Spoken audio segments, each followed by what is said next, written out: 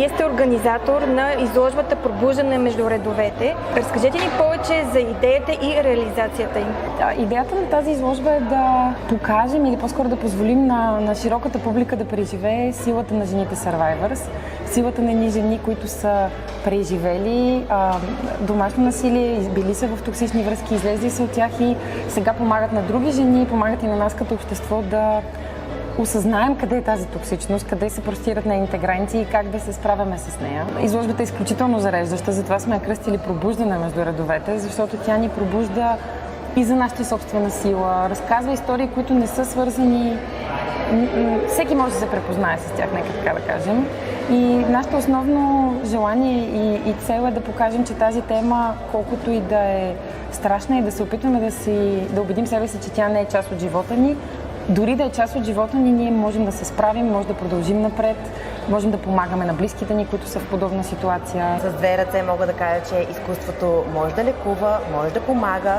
Целият подход на фондация Improve е точно да събудат обществото за тази тема табу, за която ние не говорим. Начинът, който са избрали да я представят пред обществото, е именно изкуството. Ние се не можем да се пробудим, да се събудим, да вникнем в душата на човека. И най-интересното е, че тук имаме не едно изкуство, а имаме две изкуства. Имаме литература и изобретително изкуство. Имаме историите на жени, излезли от токсични връзки, които са изляли своята душа върху белия лист. И след това имаме прочит на тези истории от известни млади български художници, които са се опитали чисто визуално да претворят това, което са усетили. Ти си един от участниците в изложбата "Пробуждане между редовете". Може ли да ни разкажеш какво те вдъхнови за твоето произведение? Честно казано, историята преди всичко ме вдъхнови.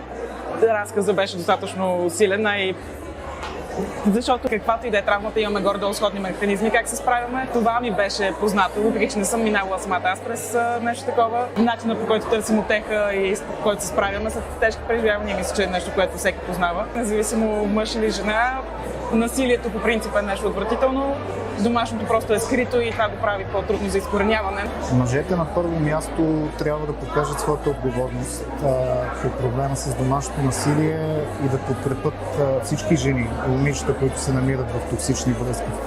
Нашата роля на партньор като читалище. Ние сме едно от най-младите читалища в София, Иван Вазов 2014, и ние вярваме, че българското читалище трябва да работи по проекти и по проблеми, които са актуални за обществото днес. Това, което всички можем да направим, е първо да бъдем информирани. Какви са тези първи знаци, които може да ни подскажат, че може би сме попаднали в такава връзка. Да не се страхуваме да наречем нещо, което не е редно, нередно. Проблемът е огромен и това, което ние разбираме много често от хората, които ни пишат, е, че те не смеят да помогнат, защото си мислят, че трябва да спасят.